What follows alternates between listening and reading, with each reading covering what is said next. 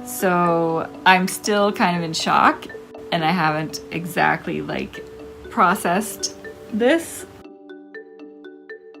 We manage a feral cat colony. Her mom was super pregnant when we got her. Aura was born and seemed normal and healthy like all of her siblings. But within about 6 hours of being born, I noticed that her weight had gone down and everyone else's weight had gone up.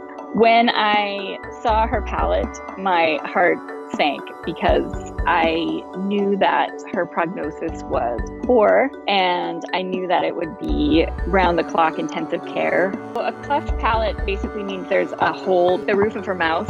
So anything that goes in her mouth automatically goes into her nose and then gets inhaled into her lungs. And that can be fatal. It was hard to know if she would be able to gain weight to justify fighting for her. But she just has that little light in her eye, that spark, that feisty little ferocious stubbornness that convinced me. We're taking it hour by hour. Could be a long road ahead. So we're gonna do everything we can.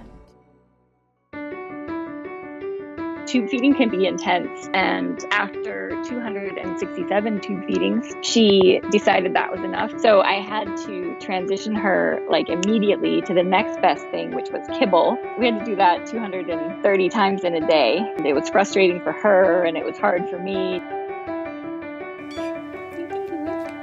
But the fact that she was fighting so hard helped me know that the right thing to do was to help her fight as hard as we could.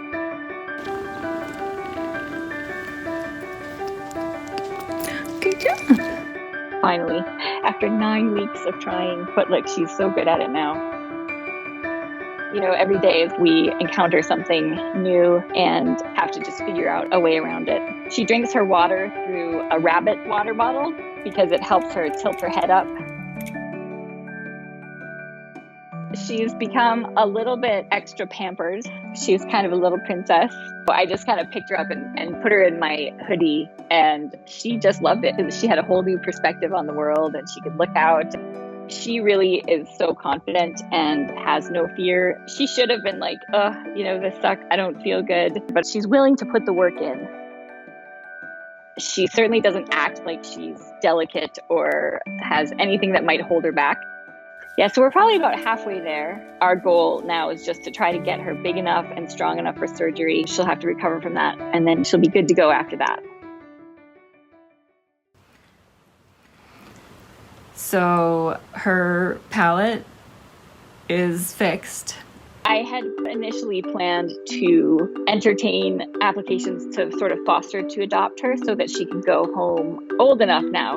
I think we have to wait and see how she does. She'll probably need some extra medical care and a very diligent home to see how well she's doing and that she has gotten through the really hard part. I'm so proud of her because she's so determined. She just never gives up and she never quits and she just keeps trying until she gets it.